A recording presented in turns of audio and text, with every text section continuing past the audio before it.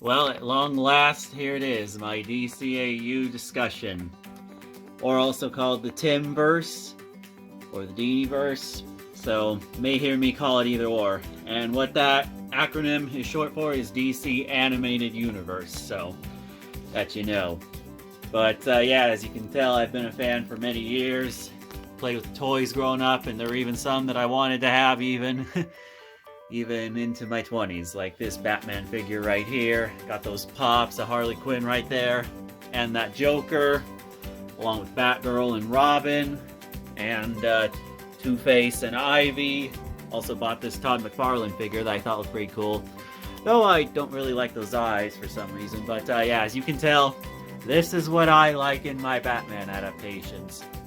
And what I definitely feel Zack, or as I call him, Hack Snyder, has failed to deliver. And also the last one there is Clayface. And I might have some of these out of some visual aids as I keep talking. Here are some other Batman figures I got. Batman from the new Batman Adventures. Batman with his Justice League look, where he kind of has the Batman Beyond look, and this figure I just bought at a Comic-Con recently of Superman, the animated series Superman. And the last major one I want to show is this other one of Batman that I always keep in this Batmobile. So yeah, without further ado, my DCAU retrospective and review. And one last thing I forgot too was I bought this die-cast figure of the Batman the Animated Series Batmobile. So I also got that to complement all my other Batman from Batman the Animated Series memorabilia. Anyway, without further ado, into the review. So yeah, this universe kicked off with, as I was just showing, it kicked off with Batman the Animated Series, which an absolutely incredible show. I can't really say my favorite episodes though, it's kind of hard, so I'm just gonna mention a few of them and leave it at that. Anyway, without further ado, Batman the Animated Series.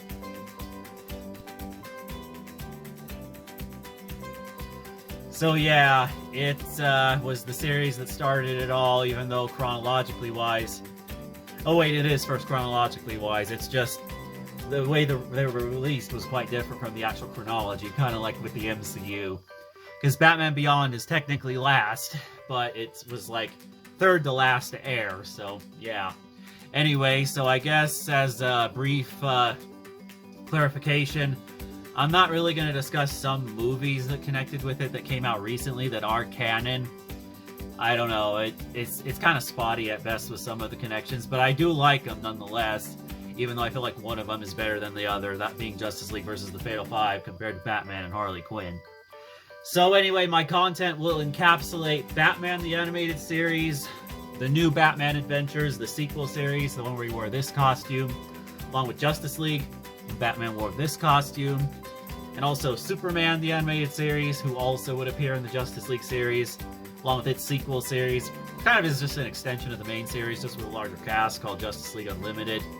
And then there's Batman Beyond, and I believe that's it for all the shows I'm going to discuss.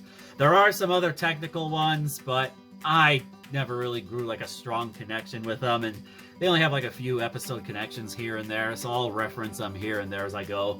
That being Static Shock and the Zeta Project, even though, yeah, not the biggest investment. But Batman Beyond, that is one that will definitely be discussed, because that's a show which I used to have an on and off relationship with it, but now I do relatively enjoy it, and also Return of the Joker, even though, let's just say, someone said something about Terry McGinnis and his popularity compared to Bruce Wayne that does kind of taint it a little bit. So anyway, I guess without further ado, let's get on into the series that started it all, Batman the Animated Series. So I already cut into that, so yeah.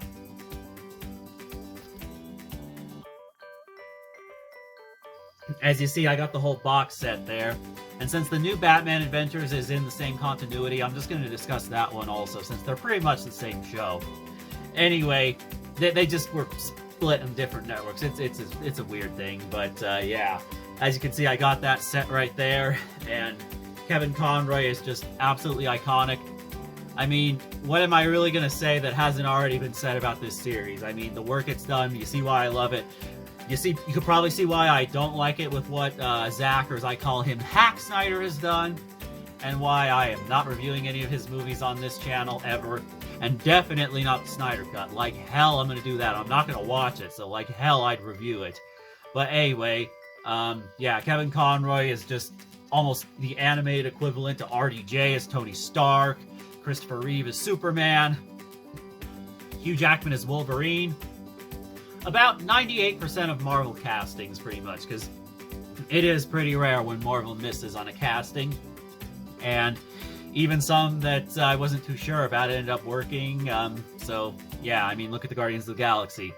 And another one, too, which I'd seen her in other movies. I was just wondering how she would do is Kate Bishop, Hawkeye. And in that case, I actually do like the successor character more than the predecessor. I just love Kate Bishop more than Clint. So, yeah. Anyway, I'm not sure if I've done a review on this channel, but that might be an upcoming video since Hawkeye's done, and a lot of people have had a lot of time to let that marinate in, so we'll see. Anyway, yeah, this series focuses in on Batman in Gotham City. This series is definitely the smallest of the scale. It's not like with Superman, where you could go cosmic, because a lot of Superman's villains are cosmic. A lot of them are like what I showed there. They're the Joker, Mr. Freeze, Harley Quinn. This show introduced Harley, and she is absolutely wonderful, and I'll just say there's another reason why I'm really loving the character even more now, besides Margot Robbie's performance, but I'm just going to go ahead and leave it at that. Anyway, yeah, it was just great. So many great episodes. Heart of Ice, the episode that introduced, written by the great Paul Dini, Mr. Freeze's wonderful backstory of him almost being like a Shakespearean, like, tragedy, and him being done dirty by a corporate owner. And how well that turned out, how Batman even sides with him. He just doesn't agree with the methods he goes about it, because the thing about this series, I really like what they do with Batman's Rogues Gallery. They try to humanize almost all the villains. The only real exception being the Joker, but that's because the Joker is just batshit fucking crazy. Nonetheless, though, Mark Hamill's Joker laugh is absolutely wonderful, and I'm not going to stain the Joker's legacy with my attempt at a laugh, so that's not going to happen. Green Goblin, I don't know why, but I just randomly broke out into that impersonation, but it ain't gonna happen with the Joker. But yeah, so many great iconic episodes and moments like the Laughing Fish, to Mask of the Phantasm, the tie-in movie.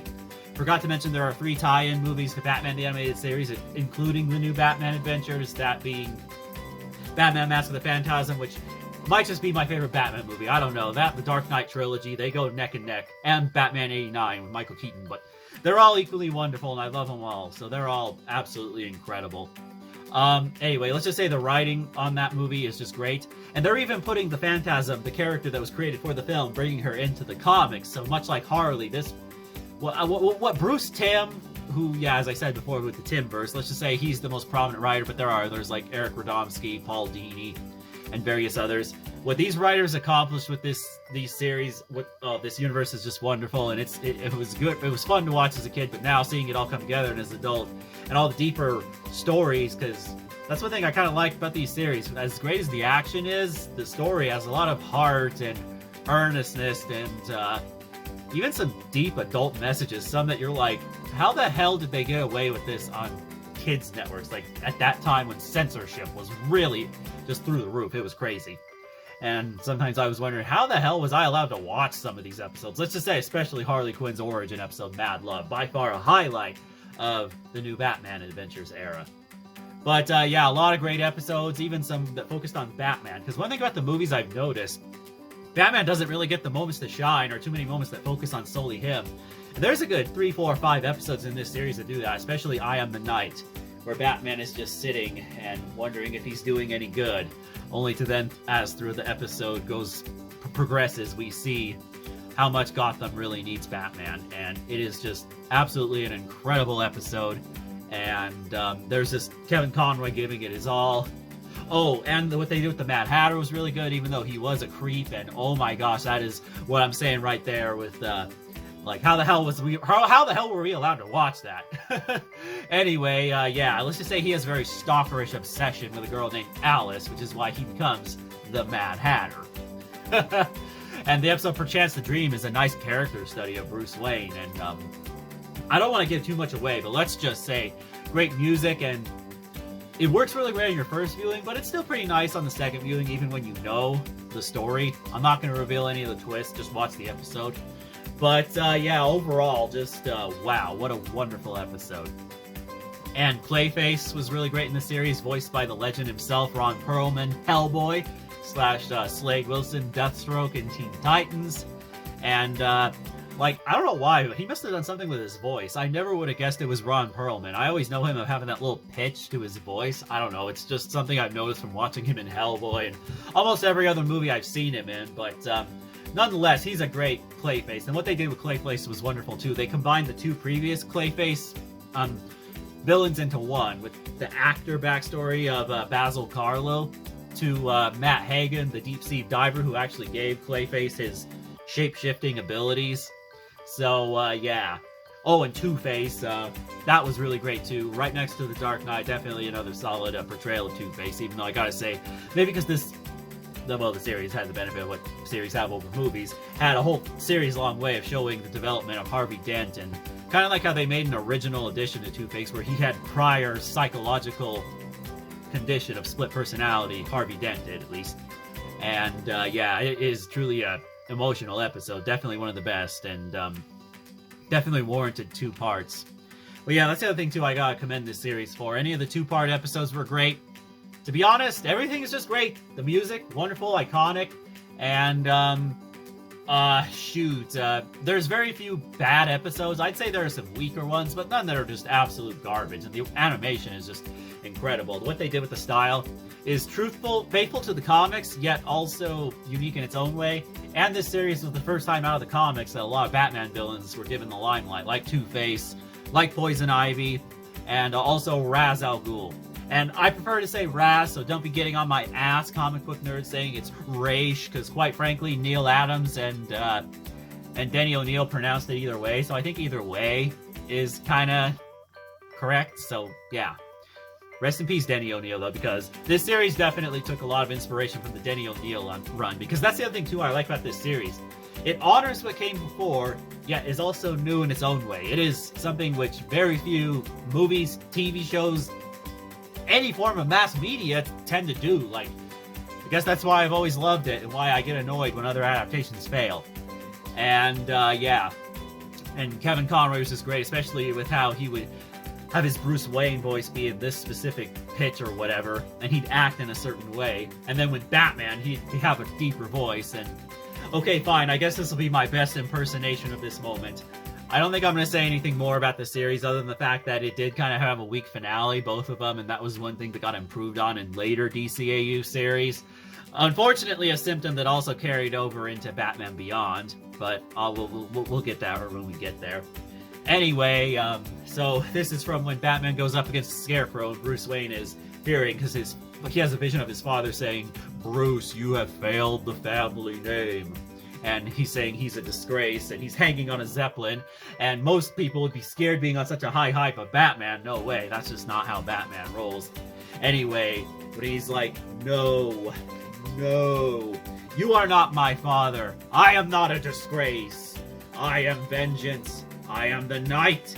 I am Batman! Oh god, that moment never gets old. It's absolutely fucking wonderful, and good lord, let's just say anytime I do anything badass or anything that I am just like, oh boy, let's just say that's the moment I always cite right there. I always play it in my head, or I watch a clip of it, just whatever. It is just an absolutely wonderful and iconic moment. So, I guess that's it on my thoughts for both Batman and the new Batman adventures. Let's go ahead and move on into...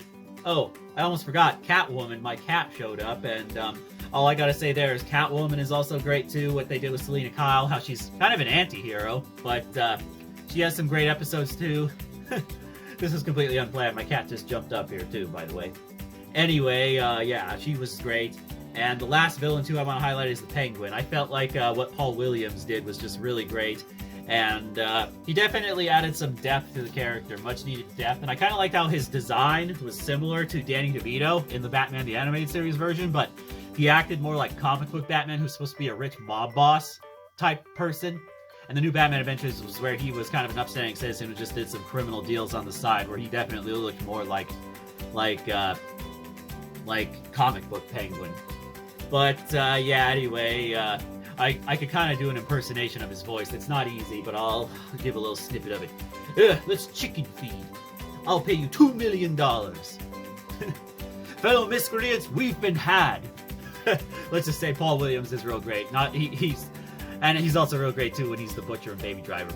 But anyway, let's go ahead and move on to the next series, the next more prominent one that's referenced in the Justice League series. That being Superman, the animated series. We play the music, but I don't want this video to get copyright claimed.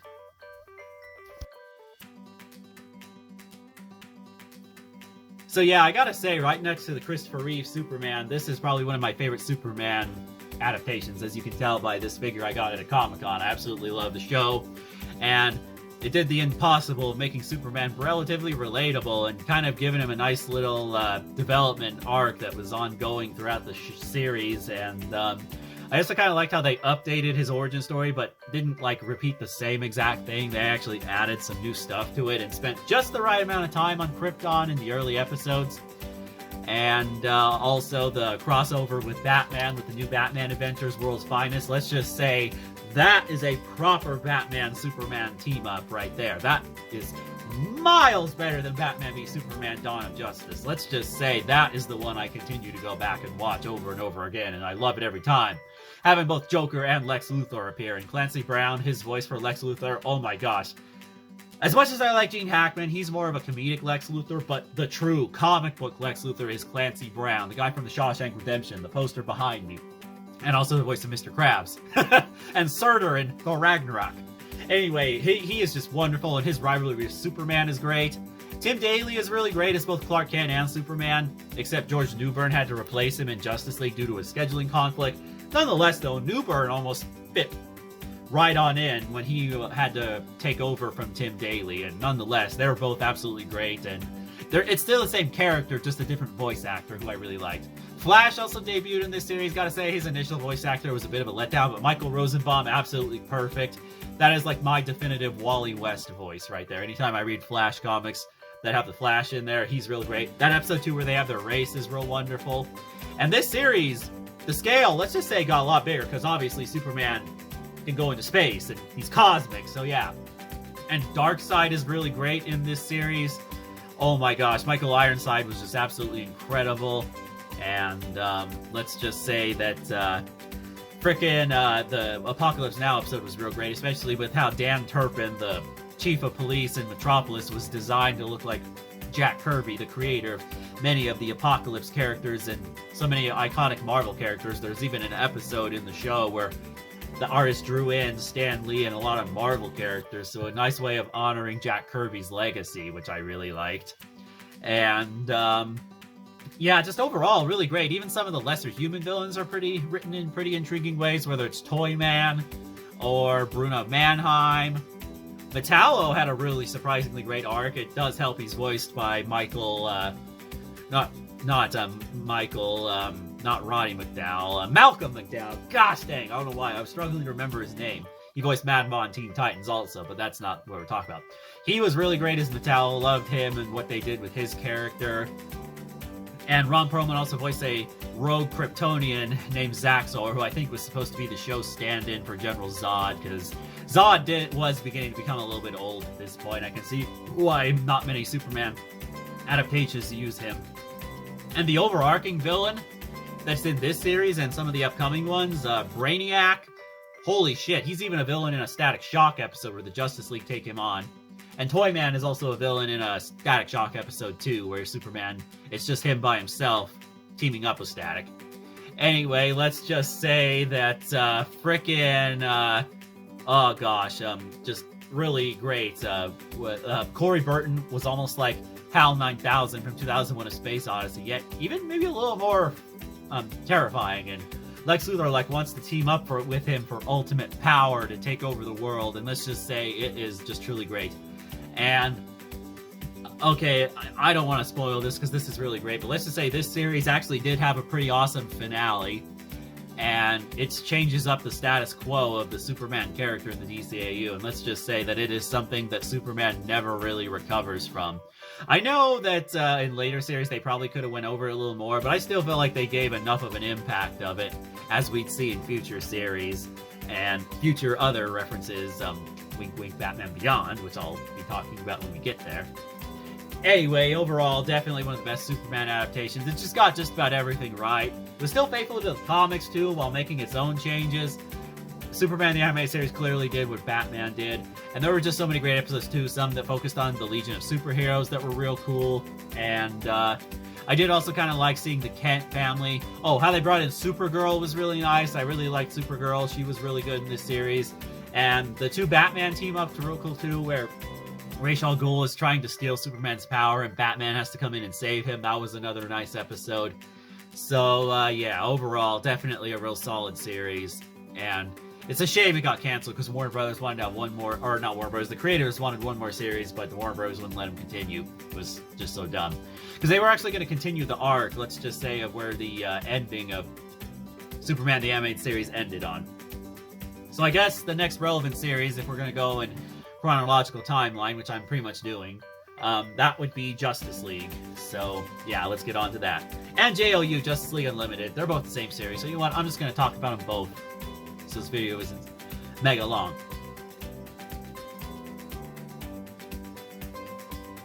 But yeah, this is where Batman has this design, and you'll see why when we get into talking into Batman Beyond. Anyway, there is a somewhat kind of a movie where it's Justice League versus Fatal 5, because Batman and Harley Quinn is kind of a more, it's kind of a tie-in more to the new Batman adventures than anything else. But, yeah, wow, this series, it was almost like the Avengers before the Avengers, like how it brought together all the Batman and Superman characters into one show, and, I kind of like how, at the start of the series, we're fighting the Imperium, a villain of Martian Manhunter, so it does kind of follow through with what happened in the comics. I gotta admit, this series didn't really adapt too many comic series. It kind of took just the basics of some comic books, but they still did their own thing. But I did like how they at least stayed true to the characters from the Justice League comics, and the first story is kind of like that with the alien invasion, because Starro the Conqueror was their first villain in their debut comic. But he does get his due justice in Batman Beyond. Let's just say it's one of the best episodes of the whole fucking series. I'll just put it that way. Anyway, yeah. And gotta say, the show got off to a pretty good start, where the League come together. We see Wonder Woman's origin. Gotta admit, though, it was kind of weird how there was a different Green Lantern in Superman the Animated Series. It was Kyle Rayner, not Jon Stewart, and Jon Stewart just appears. The Flash wasn't that hard because he appeared before, so we kind of grew to like him. But yeah, Batman and Superman started off because they're the two characters that we have established. And you can tell with the way Batman looks at him when he first interacts with Superman, he's like, yeah, I don't really trust you. So you can tell that the previous episode, Legacy, I'll say the name of that episode. It wasn't, I'm not revealing too much of a spoiler. Let's just say he still feels a little uneasy teaming up with him. So there is that. But yeah, this is a great pilot for the whole series. And the other thing, too, I like about this series is almost every episode in the series is a two-parter, except for the Christmas special near the end of its run. So they really get to focus in. There was even a pretty badass Aquaman episode, because Aquaman previously appeared in Superman the Animated Series, so that was a real nice episode, and really like what they did with him there. And probably the best episodes of Season 1 had to have been with Lex Luthor when there was kryptonite poisoning, because he always kept kryptonite on him, and I like how this series changed up the status quo. Because Lex Luthor was a dirty businessman, but for lack of a better reference, he was kind of like Donald Trump. He always got away with everything. He always had like the best lawyers or something to get past shit. And let's just say Luthor slipped and Batman recorded him, and it was almost like the ultimate bust operation in the episode, and I just love it. He's like, you're usually more careful, Lex. What happened? And they got him, and oh god, it was just so great. And also the episode has one of the best Joker laughs, and the villains formed their version of the Sinister Six, kind of. For Spider-Man, I don't know, whatever the DC equivalents are. There are so many villain teams like the Legion of Doom, the Injustice League. That's the main one I think they were tributing. And also, Grodd has his secret society, Gorilla Grodd. He's a Flash villain who also has a pretty awesome episode here and becomes a more major villain in future series. But, yeah. Also, it brings in a lot of villains from past series, so this series can kind of still pay references to past shows with villains like Parasite and Clayface, even though I don't agree that some say Clayface was done dirty because they just made him evil. Back to being plain evil in the series when Matt Hagen even says, you know, I don't really want to do this. I still want to just become human, me again, Matt Hagen again. So, yeah, anyway, overall, though, real great. And you see that the team isn't always on the same page also. You see their issues with each other. And there's an episode that delves into this real greatly. And, the best and some of the best episodes, because what this series tried to do was have epic grand finales, what Batman Beyond suffered from, along with Batman the Animated Series. But yeah, the first one is an alternate time travel episode where the League gets sent back in time due to a Cro-Magnon named Vandal Savage. And I kind of like how they established the time travel, that he can only time travel back to eras where he existed or where he didn't. I'll have to watch the episode again, but this episode is surprisingly well, like the way they handled time travel, and it's really understandable, and I honestly feel like Avengers Endgame may have took a few notes from it, even though they did kind of do their own thing with the whole how traveling into the future doesn't change the past and all that stuff, how the time travel is kind of its own thing, it's its own MCU form of time travel. It's not like Back to the Future where you change shit in the future, you change shit in the past. It just delves into alternate realities. I think that's the best way to put it. It's taken a lot of rewatches for Avengers Endgame. The writing isn't really as bad as people are making it out to be. You just gotta really pay attention on that side note. But the time travel here has no issues. That's the other thing too I like. All these series, whether it's Batman the Animated Series, Superman, or this, the time travel, you're never really too confused. It's relatively easy and digestible to understand.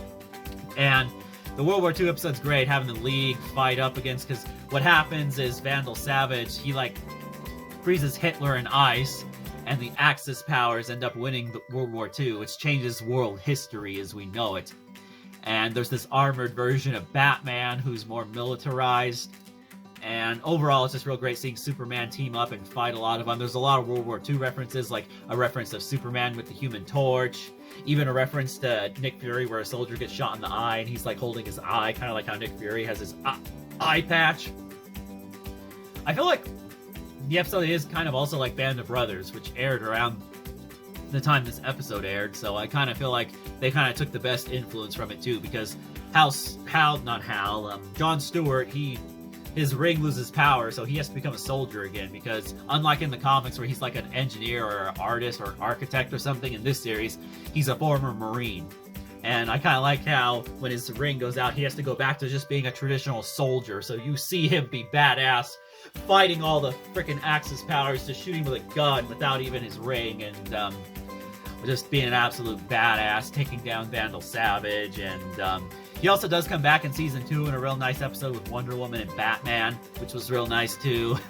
And surprisingly, I never would have thought Wonder Woman and Batman would have good chemistry. I never would have thought that, but somehow, someway, Bruce Timm, Paul Dini, the writers of the episode, they kind of made a relationship between them seem pretty sweet. Some even call it Wonder Bat. Not gonna lie, it's pretty great. And I hate to say it, but Ben Affleck, Gal Gadot, whatever the fuck they were trying in those movies, that fell flat on its ass. Clearly, these writers are the only writers that know how to make it work. Which is also something that comes into Justice League Unlimited, which is real nice. But they ultimately end up not getting together. But I'm not gonna lie, if they did, it wouldn't have got me mad, because, I mean, Wonder Woman can protect herself. What the fuck are most villains gonna do to her? Like, you have to be insanely powerful to take her down. You have to be like Doctor Strange level powerful to take her down, or Superman level strong to bring her down. So, yeah. Anyway, I guess here's a few images of Wonder Bat.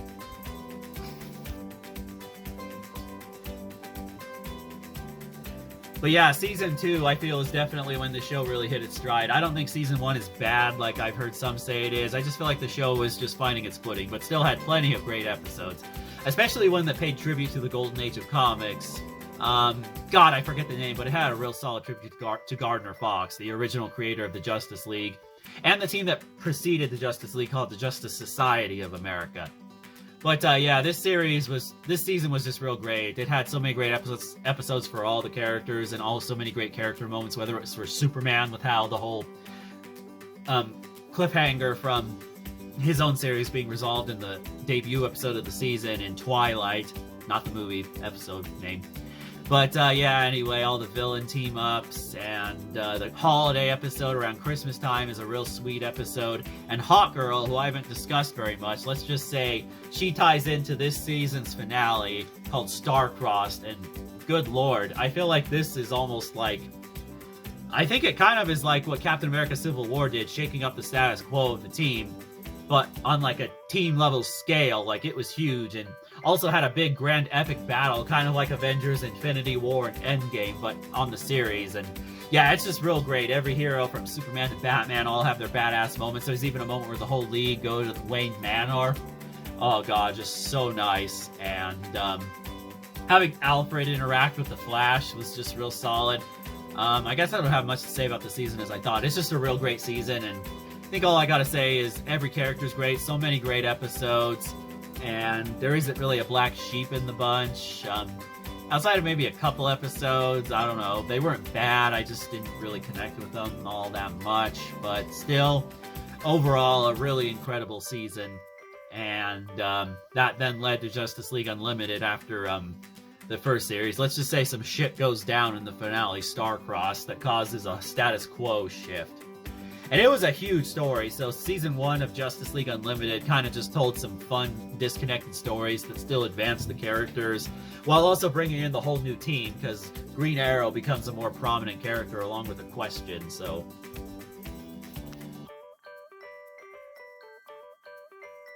And one thing which, as a kid, I didn't really notice, but now, I'm really glad this show introduced Black Canary. She's become a character who I really love, and she's become quite a badass, and right next to Black Widow, Scarlet Witch, and all the other female superheroes I love, she's definitely up there. Black Canary is definitely a badass, and this series definitely did its job, and the actress who voiced her is the same actress who played Vanessa in the Deadpool movies, so that's a nice little trivia I like, too. But, yeah, there were some solid episodes, and also one where an ally of Batman who was a magician named Zatanna appears, where she teams up with Wonder Woman. I'm not going to reveal the twist of the episode, but it's the last episode Paul Dini wrote. So, yeah, there is that. And, what was I going to say? Also, it carries over another plot point from Season 2. Forgot the episode named Tabula Rasa. There's a character who is almost like the Adaptoid from Marvel, named Amazo, where he could just adapt to all the heroes' powers, and it concludes his arc in a real satisfying way. And Dr. Fate, a character who I also forgot to mention from Superman the Anime series, he's a badass too, and he has a real badass episode in the previous Justice League series, where they basically fight a non-named Cthulhu character named Etulu, voiced by Rob Zombie, which was pretty awesome. There were some real great connections there, and what happens with, let's just say, I won't say who for those not in the know, the one League member who wasn't with the team for a bit, let's just say her fate, which is resolved in an episode, is pretty dang awesome too. And the finale of this series is great. It combines just about every series into one. It's called the Once and Future Thing. The first episode, it features some time travel back to the Old West, and I kind of like how they handled the time travel in this series, which was a nice touch also. Spider-Man No Way Home, now that I think about it, kind of has a little few remnants of it. I wonder if the writers took a little influence from this show. Who knows. Anyway, yeah, absolutely incredible. And the second episode is the one where it combines Batman the Animated Series, Justice League, Static Shock, and Batman Beyond all into one. So I'm just going to show that in an image and let the image do the talking.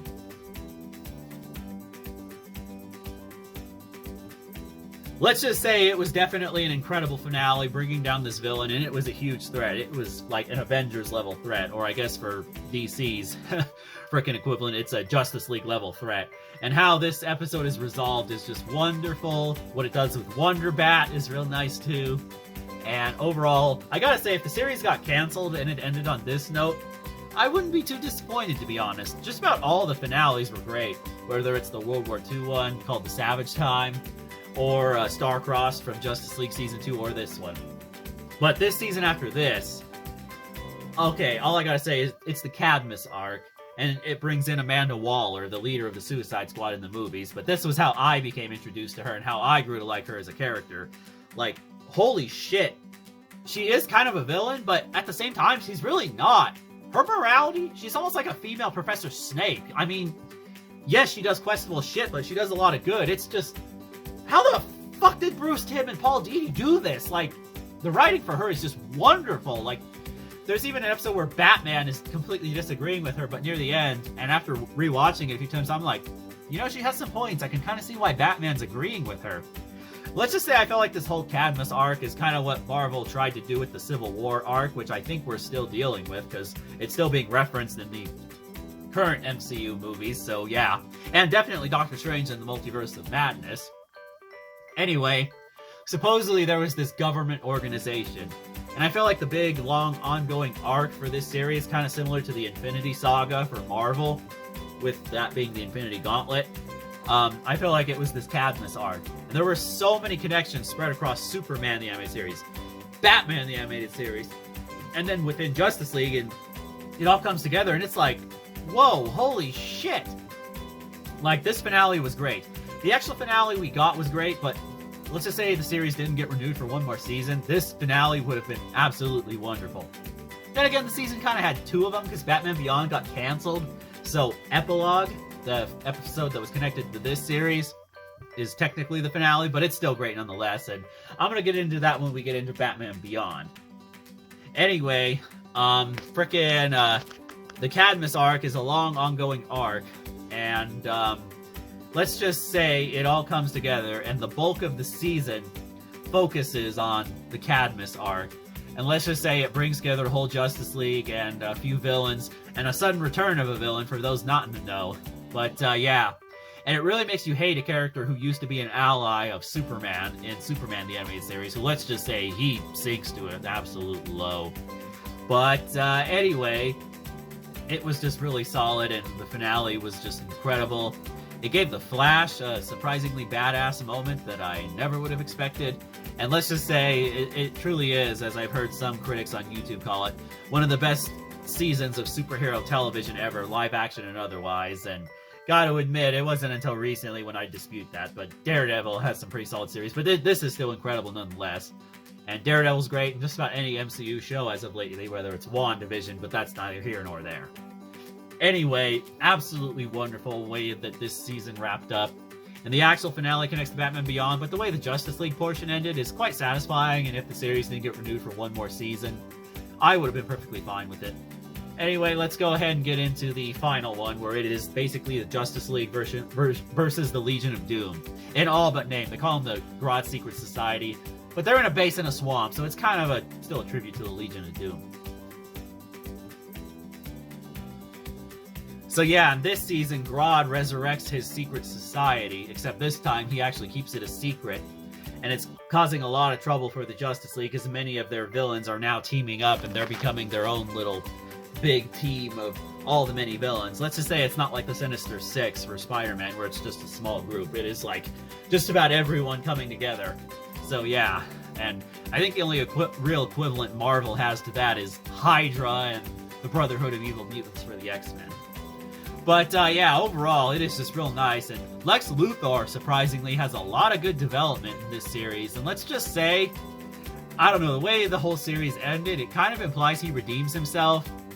I kind of lean on that he did, but at the same time, not. I don't know, you'll have to watch the way it ends, but let's just say just about everything in this series is wonderful, from the character interactions, the references to past seasons, so many badass Batman and Superman. Just about everyone on the team has some badass moments, and this real great episode where Lex Luthor and the Flash exchange brains, called the Great Brain Robbery instead of Train Robbery. There's even a point in one episode where Lex Luthor points out how stupid and poorly thought out a plan was by Grodd, and he just straight up shoots him. So it's almost like the writers were like, oh wait, we're writing something really dumb. We should just do away with it, and they did away with it in the show, and it surprisingly works. But, yeah, anyway, let's just say that the finale definitely has an ongoing thing. There isn't really a long ongoing story, except for a couple episodes with this one villain called the Shadow Demon, as it deals with the love between Hawkgirl and Green Lantern. So, yeah. I don't want to say much more there, though, because you kind of just gotta see it to get it. And Hawkman has a pretty cool appearance, too. But, yeah, overall, the finale is great. The whole league comes together to take down Darkseid, and there is a real nice thing where the villains are, like, wanting to be, like, redeemed or whatever, and, the Justice League give them, like, a 4-minute, 50-second head start to get out of their headquarters, and, so many great final lines from all the characters, and, let's just say it has this nice little team-up shot of all the heroes running down these stairs at the end. Just a real great send-off, and definitely wow, great way to send the series off. I kind of like how the ending reminds me very much of Meanwhile from Futurama, where, yes, it does conclude the series, but if it does get picked up for more, there is a point to branch off from and continue it. So I kind of like TV series endings that do that. That's kind of the way to do it. But I guess let's go ahead and get on into the last series that is chronologically last, and did have a tie-in movie, Batman Beyond Return of the Joker. But anyway, let's talk about Batman Beyond.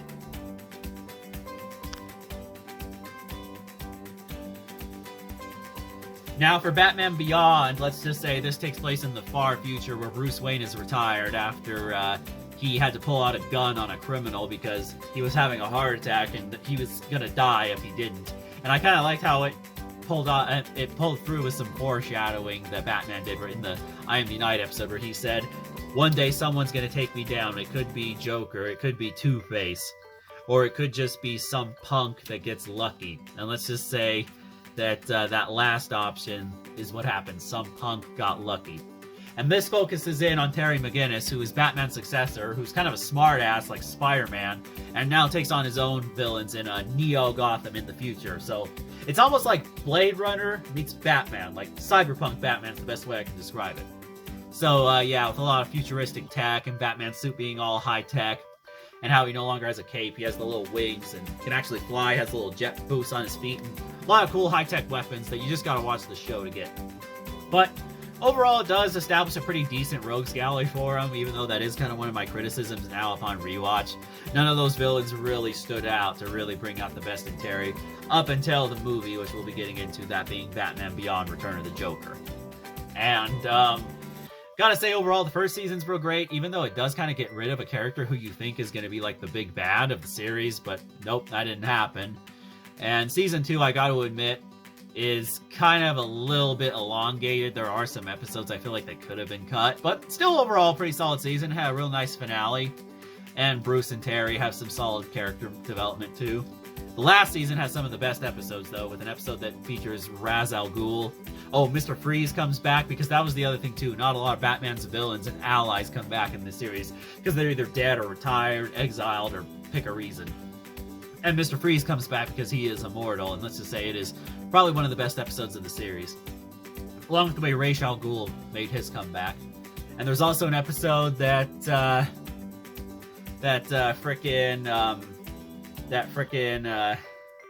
continues from where Justice League left off, and it was actually, air date wise, the first version of the Justice League.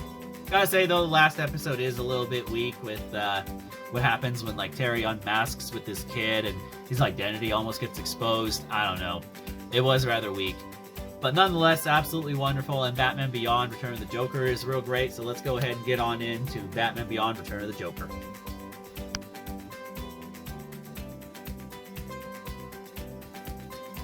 So yeah, back to what I was saying on Batman Beyond Return of the Joker. If I'm not mistaken, it takes place way further on into the future from Batman Beyond, so this is like as far as we can get up until the last episode of the DCAU as a whole. But anyway, this is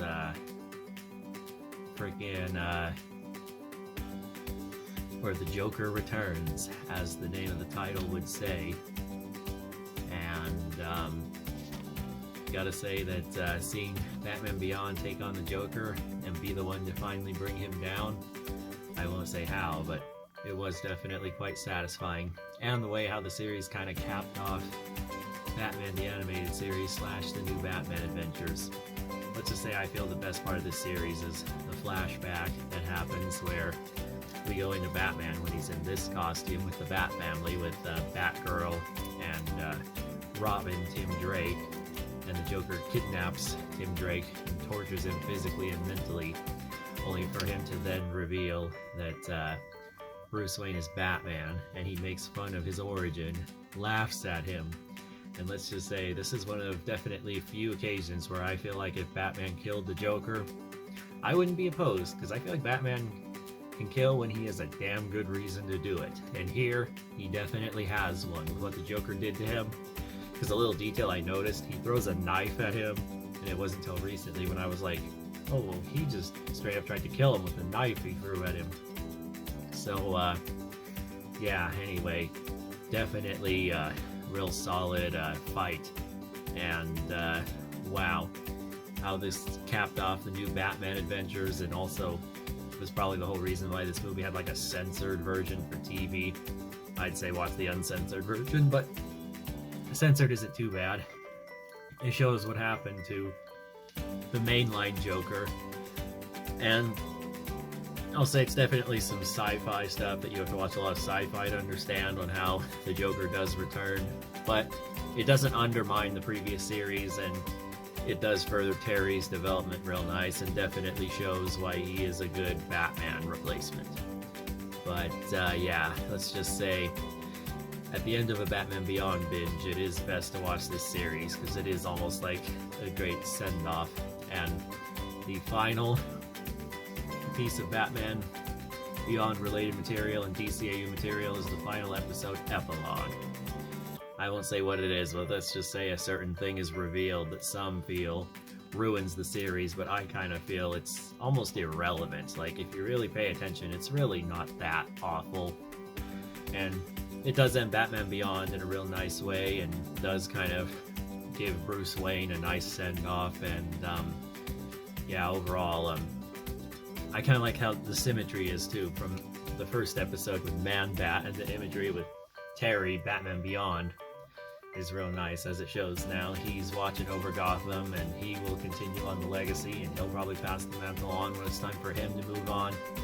So, yeah.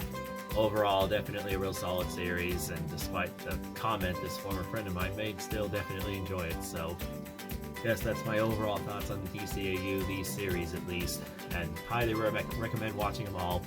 Get the Blu-ray for Batman Beyond. It's not Beyond Batman, it's incredible. I can't say anything for Batman Beyond. I wasn't really interested in it, and I kind of don't want to get it now because it's just going to be the bare bones Blu-ray. The one I got is a collector's edition. I may bite the bullet and get a Superman one, even though I'm pretty sure the collector's edition has ran out, but it is what it is. You can't win them all. Remember correct, Justice League is also out on Blu-ray, and also you can watch all the series on HBO Max. You want to watch them, they're literally all on it. Though I will say Batman, the animated series, is in air date order, so you're going to be watching it in a different order. The Blu-ray goes in production order, and I feel production order is a lot better. I'm just going to say that right now.